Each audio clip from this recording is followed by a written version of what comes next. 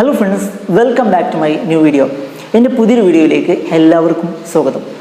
ഇന്നത്തെ വീഡിയോയിൽ നമ്മൾ ഡിസ്കസ് ചെയ്യാൻ പോകുന്നത് നമ്മൾ തമ്പനയിൽ കണ്ടതുപോലെ തന്നെ ഇപ്പോൾ നമ്മൾ ജീവിക്കുന്നത് COVID-19 എന്ന ആ മഹാവിപത്തിൻ്റെ പിടിയിലുള്ള ഒരു കാലഘട്ടത്തിലാണ്. നമുക്കറിയാം, ഒരു വർഷത്തിൽ കൂടുതലായിട്ട്, ഒരു വർഷവും 3 മാസം, ഏകദേശം 4 മാസത്തോളമായിട്ട് നമ്മളെന്താണ് COVID-19 പിടിയിലാണ്. പല ആളുകൾക്കും ജോലിയില്ല, പുറത്തിറങ്ങാൻ പറ്റുന്നില്ല, നമ്മളെന്താണ് കഷ്ടപ്പെട്ടുകൊണ്ടിരിക്കുകയാണ്. ഒരുപാട് ആളുകൾ നമ്മളിൽ നിന്നും മരണപ്പെട്ടു പോവുകയും ചെയ്തിട്ടുണ്ട് അല്ലേ. അത്തരത്തിലുള്ളൊരു സാഹചര്യത്തിൽ നമ്മൾ ജീവിക്കുന്ന സമയത്ത് നമ്മൾ ഈ COVID-19 ബന്ധപ്പെട്ടുള്ള ഒരുപാട് പുതിയ വാക്കുകൾ നമുക്ക് കേൾക്കാൻ പറ്റുന്നുണ്ട് അല്ലേ. ഇപ്പോൾ ഒരുപാട് വാക്കുകൾ, സോഷ്യൽ ഡിസ്റ്റൻസിങ് അല്ലേ, വൈറസ്, അതുപോലെ പൊല്യൂഷൻ അല്ലേ, ഇങ്ങനെയുള്ള ഒരുപാട് വാക്കുകൾ നമ്മൾ ദൈനംദിനം കേട്ട് നമ്മുടെ ബ്രെയിനിൽ ഇപ്പോൾ അതിങ്ങനെ സേവ് ചെയ്ത് വെച്ചിരിക്കുകയാണ്. പക്ഷെ പല ആളുകൾക്കും ചില വാക്കിൻ്റെയൊക്കെ അർത്ഥം നമുക്കറിയാം, പക്ഷെ പല വാക്കും എന്തിനാണ് ഉപയോഗിക്കുന്നത് അല്ലെങ്കിൽ എന്താണ് ഇതിൻ്റെ അർത്ഥം എന്നൊന്നും നമുക്കറിയില്ല. അപ്പോൾ അത്തരത്തിൽ COVID-19 ബന്ധപ്പെട്ടിട്ടുള്ള കുറച്ച് വാക്കുകളും അതിൻ്റെ അർത്ഥമാണ് നമുക്ക് ഇന്ന് ഈ വീഡിയോയിൽ ഡിസ്കസ് ചെയ്യാനുള്ളത്. അപ്പോൾ നമുക്ക് എന്ത് ചെയ്യാം, വീഡിയോയിലേക്ക് പോകാം.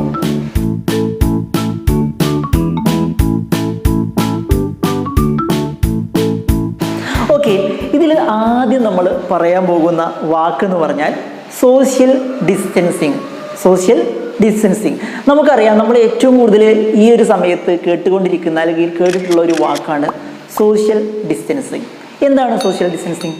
സാമൂഹിക അകലം പാലിക്കുക എന്നുള്ളതാണ് അല്ലേ. ഈ സാമൂഹിക അകലം പാലിക്കുക എന്ന് പറയുമ്പോൾ ഈ വാക്കിനെ കുറിച്ച് നമുക്ക് നോക്കാം. 19-ാം നൂറ്റാണ്ടിൽ നിലവിൽ വന്നിട്ടുള്ള ഒരു സംവിധാനമാണ് സോഷ്യൽ ഡിസ്റ്റൻസിങ്.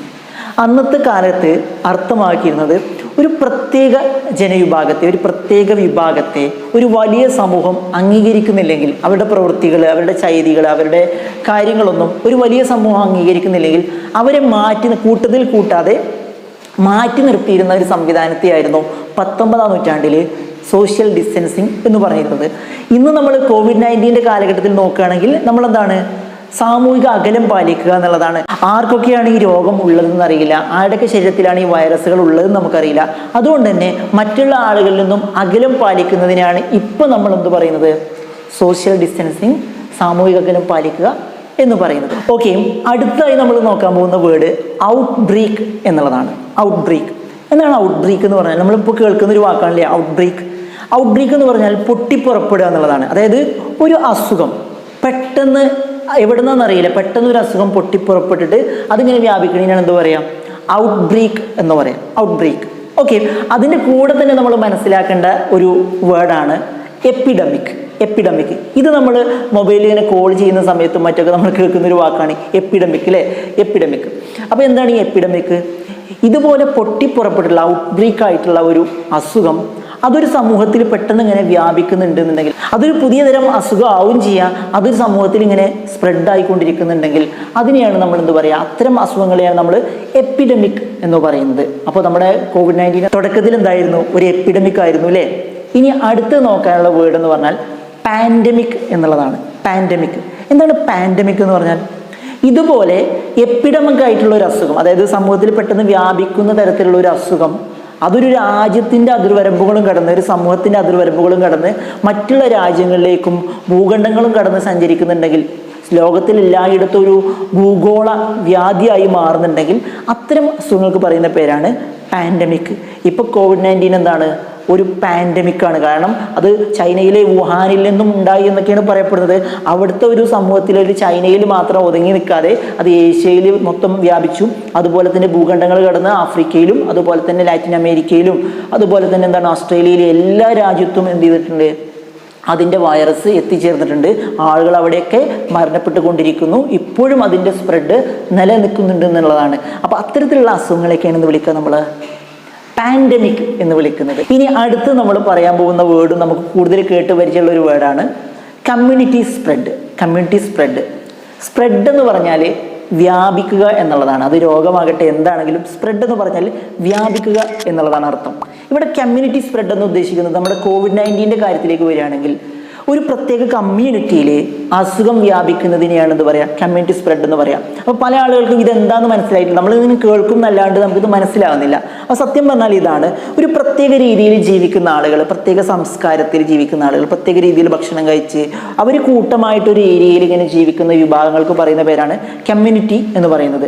അത് ഒരു വ്യത്യസ്തമായ രീതിയിലുള്ള ജോലി ചെയ്യുന്ന ആളുകളായാം, അല്ലെങ്കിൽ വ്യത്യസ്ത മതവിഭാഗത്തിൻ്റെ ഉള്ളിലുള്ള ഒരു ജാതി വിഭാഗങ്ങളായിരിക്കാം, അല്ലെങ്കിൽ മറ്റേതെങ്കിലും രീതിയിൽ ഒരു കൂട്ടമായിട്ട് ഒരു പ്രത്യേക വിഭാഗം ജീവിക്കുന്നു. അതിനെയാണ് എന്ത് പറയുക, കമ്മ്യൂണിറ്റി എന്ന് പറയുന്നത്. ആ കമ്മ്യൂണിറ്റിയിലെ ആർക്കെങ്കിലും ഒരാൾക്ക് ഈ അസുഖത്തിന് ലക്ഷണങ്ങളോ മറ്റോ ഉണ്ടെങ്കിൽ തീർച്ചയായും മറ്റുള്ള ആളുകളിലേക്ക് അത് സ്പ്രെഡ് ആവാനുള്ള സാധ്യതകൾ വളരെ കൂടുതലാണ്. ഇത്തരത്തിലുള്ള കാര്യങ്ങൾക്കാണ് എന്ത് പറയുക, കമ്മ്യൂണിറ്റി സ്പ്രെഡ് എന്ന് പറയുന്നത്. കാരണം ഈ ഒരു ആളുകൾ ജീവിക്കുന്നത് ഇടകലർന്നായിരിക്കും ജീവിക്കുന്നത്, അവരുടെ ബന്ധങ്ങൾക്ക് ദൃഢത വളരെ കൂടുതലായിരിക്കും, അവർ അതിർവരമ്പുകളില്ലാതെ ജീവിക്കുന്ന ഒരു സമൂഹമായിരിക്കും. അതുകൊണ്ട് തന്നെ അവർക്കിടയിൽ സ്നേഹം കൂടുതലായിരിക്കും. പക്ഷേ അത്തരത്തിലുള്ള കമ്മ്യൂണിറ്റികൾക്കിടയിൽ അസുഖം വ്യാപിക്കുന്നതിനാണ് എന്ത് പറയുക, കമ്മ്യൂണിറ്റി സ്പ്രെഡ് എന്ന് നമ്മൾ വിളിക്കുന്നത്. ഇനി അടുത്തത് നമ്മൾ പറയുന്ന ഒരു വേർഡ്, അതും നമ്മൾ ഈ COVID-19 ഈ സമയത്ത് ഏറ്റവും കൂടുതൽ കേട്ടുകൊണ്ടിരിക്കുന്ന ഒരു വേർഡാണ് കോണ്ടാക്റ്റ് ട്രേസിങ്. കോണ്ടാക്റ്റ് ട്രേസിങ്, ഈ കോണ്ടാക്റ്റ് ട്രേസിങ് എന്നുകൊണ്ട് ഉദ്ദേശിക്കുന്നത് ഇതാണ്, ഈ അസുഖം ബാധിച്ച, ഈ വൈറസ് ബാധിച്ചിട്ടുള്ള ആരെങ്കിലുമായിട്ട് നേരിട്ട് കോണ്ടാക്റ്റ് ഉണ്ട് എന്ന് വിശ്വസിക്കുന്ന ആൾ, സമ്പർക്കം പുലർത്തിയിട്ടുള്ള ആളുകൾ, അവർക്ക് അസുഖമുണ്ടോ എന്ന് നിരീക്ഷിക്കാൻ വേണ്ടി അവരെ മോണിറ്ററിങ് ചെയ്യുന്ന, അവരെ ഐഡൻറ്റിഫൈ ചെയ്തിട്ട് അവരെ നിരീക്ഷിക്കുന്ന ഒരു സംവിധാനത്തെയാണ് നമ്മൾ കോണ്ടാക്റ്റ് ട്രേസിംഗ് എന്ന് പറയുന്നത്. ഇപ്പോൾ ഈ കൊറോണ ബാധിച്ചിട്ടുള്ള അല്ലെങ്കിൽ കോവിഡ് ബാധിച്ചിട്ടുള്ള ഒരാളുമായിട്ട് ഞാൻ അവരുമായിട്ട് നേരിട്ട് സംസാരിക്കുകയോ കൂടെ ഭക്ഷണം കഴിക്കുകയോ ഒരുമിച്ച് യാത്ര ചെയ്യുകയോ ചെയ്താൽ ആരോഗ്യവകുപ്പ് എന്ത് ചെയ്യും, എന്നെ ട്രേസ് ചെയ്യും, എന്നെ നിരീക്ഷിക്കും, എനിക്ക് എന്തെങ്കിലും ലക്ഷണങ്ങളുണ്ടോ നോക്കാൻ വേണ്ടിയിട്ട് എന്നെ നിരീക്ഷിക്കുന്ന ഈ ഒരു രീതിക്ക് പറയുന്ന പേരാണ് കോണ്ടാക്റ്റ് ട്രേസിങ്. നമ്മളൊക്കെ ഇപ്പോൾ ആരെങ്കിലും ട്രേസ് ചെയ്തുകൊണ്ടിരിക്കുന്നുണ്ടോ എന്നുള്ളത് അറിയില്ല. അപ്പോൾ അതാണ് എന്ത് കോണ്ടാക്റ്റ് ട്രേസിങ് എന്ന് പറയുന്നത്.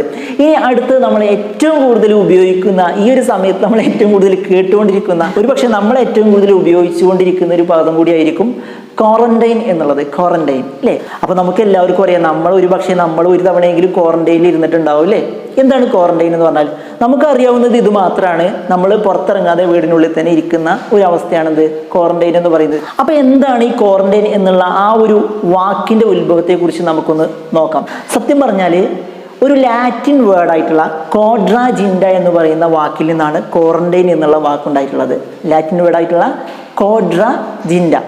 ഈ വാക്കിൻ്റെ അർത്ഥം 40 എന്നാണ്, 40 എന്നുള്ള അർത്ഥമാണ്. അതിൽ നിന്നാണ് നമ്മുടെ ഇപ്പോഴത്തെ ഈ ക്വാറന്റൈൻ എന്നുള്ള വാക്ക് ഉണ്ടായിട്ടുള്ളത്. അന്നത്തെ കാലത്ത് ഈ 40ൻ്റെ കണക്ക് എന്താണെന്നറിയോ? ഭർത്താവ് മരിച്ചിട്ടുള്ള ഒരു പ്രത്യേക സമൂഹത്തിൽ ഭർത്താവ് മരിച്ചിട്ടുള്ള സ്ത്രീകൾ 40 ദിവസം ഒരു പ്രത്യേക മുറിയിൽ പുറത്തിറങ്ങാതെ കഴിഞ്ഞുകൂടണം.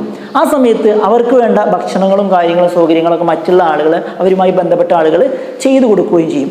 ഈ ഒരു സംവിധാനത്തെയായിരുന്നു കോഡ്രാജിൻഡ എന്ന പേരിൽ അന്നത്തെ കാലത്ത് അറിയപ്പെട്ടിരുന്നത്. ഇറ്റലിയിലും റോമിലൊക്കെ അങ്ങനെയാണ് അറിയപ്പെട്ടിരുന്നത്. ഏകദേശം അതുമായി ബന്ധപ്പെട്ടിട്ടുള്ള ഒരു സ്വഭാവം തന്നെയാണല്ലോ നമ്മുടെ ക്വാറന്റൈൻ എന്ന് പറയുന്നത്. അസുഖം ബാധിച്ച ആളെ നമ്മൾ എന്ത് ചെയ്യും, അല്ലെങ്കിൽ ഈ ഒരു വൈറസ് ബാധിച്ചിട്ടുള്ള ആൾ നമ്മൾ എന്ത് ചെയ്യും, ഒരു പ്രത്യേക ഒരു താമസ സൗകര്യം ഏർപ്പെടുത്തിയിട്ടുള്ള ഒരു സ്ഥലത്തേക്ക് കൊണ്ടുപോയി അവിടെ പാർപ്പിച്ച് അവർക്ക് വേണ്ട സൗജന്യമായിട്ടുള്ള ഭക്ഷണം കാര്യങ്ങളൊക്കെ ചെയ്തു കൊടുക്കണമെന്ന് പറയാം ക്വാറന്റൈൻ എന്ന് പറയുന്നത്. ഓക്കെ, അപ്പോൾ വാക്ക് മനസ്സിലായിട്ടുണ്ടാവുമല്ലോ. ഇനി ഇതുമായി ബന്ധപ്പെട്ടുള്ള മറ്റൊരു വാക്കാണ് സെൽഫ് ക്വാറന്റൈൻ.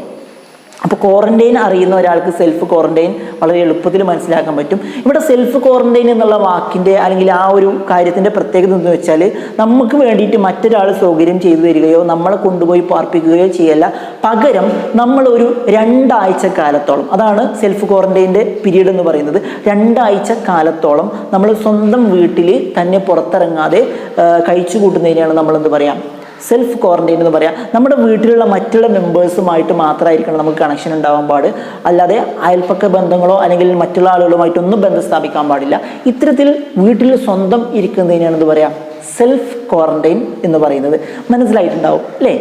ഓക്കെ, ഇനി നമ്മൾ അവസാനമായിട്ട് പറയാൻ പോകുന്ന ഒരു വാക്കാണ് ഐസോലേഷൻ. നമ്മൾ ഈ COVID-19 സമയത്ത് ഏറ്റവും കൂടുതൽ കേട്ടിട്ടുള്ള മറ്റൊരു വാക്ക് കൂടിയാണ് ഐസോലേഷൻ എന്ന് പറയുന്നത്. അപ്പോൾ ഇപ്പോഴത്തെ ആളുകൾക്കും അറിയാൻ പറ്റുമായിരിക്കും, ഐസോലേഷൻ എന്ന് പറഞ്ഞാൽ സത്യം പറഞ്ഞാൽ ഒറ്റപ്പെടുക എന്നൊക്കെയാണ് ഐസോലേറ്റഡ് അല്ലെങ്കിൽ ഐസോലേഷൻ എന്നൊക്കെ പറഞ്ഞാൽ.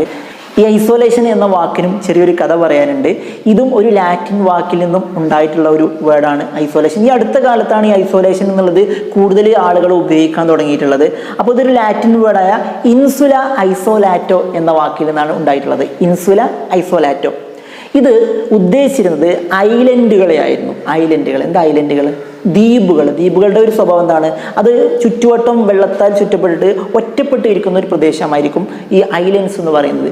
ആ ഒറ്റപ്പെട്ട എന്നുള്ള ആശയം കിട്ടാൻ വേണ്ടിയിട്ടാണ് പിൽക്കാലത്ത് ഈ ഒരു ഐസോലേഷൻ എന്നുള്ള വാക്ക് ഇംഗ്ലീഷിൽ ഉപയോഗിക്കാൻ തുടങ്ങിയത്. ഇപ്പൊ മെഡിക്കൽ ടേംസിലൊക്കെ ഏറ്റവും കൂടുതൽ ഐസോലേഷൻ എന്നുള്ള വാക്ക്, ഐസോലേഷൻ വാർഡുകളൊക്കെ നമുക്ക് ഹോസ്പിറ്റലിൽ കാണാൻ പറ്റും. ഇതൊക്കെ ഈ ഇൻസുല, ഐസോലാറ്റോ എന്നുള്ള ആ വാക്കിൽ നിന്നും ആ ഐലൻഡ്സ്, ദ്വീപുകൾ എന്നുള്ള ആ ഒരു ആശയത്തിൽ നിന്നുമാണ് ഈ വാക്ക് ഉണ്ടായിട്ടുള്ളത്. ഇവിടെ ഉദ്ദേശിച്ചത് എന്താണ്? രോഗം ബാധിച്ച വ്യക്തിയെ മറ്റുള്ള ആളുകളുമായിട്ടൊന്നും ഇടപഴകാൻ സമ്മതിക്കാതെ അവരെ മാറ്റി ഒറ്റപ്പെടുത്തി നിർത്തുന്നതിനാണെന്ന് പറയാം ഐസോലേറ്റ് ചെയ്യുക എന്ന് ഉദ്ദേശിക്കുന്നത് ഇതിനാണ്. ഓക്കെ, അപ്പോൾ ഇത്രയും കാര്യങ്ങളൊക്കെയാണ് നമുക്ക് COVID-19 ബന്ധപ്പെട്ടിട്ടുള്ള വാക്കുകളുടെ കാര്യത്തിൽ നമുക്ക് പറയാനുള്ളത്. അപ്പോൾ ഇതിനേക്കാൾ കൂടുതൽ ഒരുപാട് വാക്കുകളൊക്കെ ഇനിയും നമ്മൾ ഉപയോഗിക്കുന്നത്. ഞാനിവിടെ മുഴുവൻ വാക്കുകളും പറഞ്ഞു എന്ന് ഞാൻ വിശ്വസിക്കുന്നില്ല. ഇതുപോലെ ഏതെങ്കിലും വാക്കുകൾ ഇനി കൂട്ടിച്ചേർക്കാനോ മറ്റോ ഉണ്ടെങ്കിൽ തീർച്ചയായും, ഞാൻ വിട്ടുപോയ കാര്യങ്ങളൊക്കെ ഉണ്ടെങ്കിൽ തീർച്ചയായും നിങ്ങൾ ആ വാക്കുകളൊക്കെ കമൻറ്റ് ബോക്സിൽ ഓർമ്മപ്പെടുത്തുക, എഴുതുക, അതിന് മറക്കരുത്. കൂടാതെ നിങ്ങൾ ആദ്യമായിട്ടാണ് എൻ്റെ ചാനൽ കാണുന്നത് തീർച്ചയായും നിങ്ങൾ സബ്സ്ക്രൈബ് ചെയ്യുക. തുടർന്നുള്ള ബെല്ലൈക്കൺ കൂടി എനാബിൾ ചെയ്ത് വെച്ച് കഴിഞ്ഞാൽ ഞാൻ ചെയ്യുന്ന എല്ലാ വീഡിയോസും നിങ്ങൾക്ക് നോട്ടിഫിക്കേഷനായി ലഭിക്കും. മറ്റൊരു വീഡിയോയിൽ നമുക്ക് വീണ്ടും കാണാം.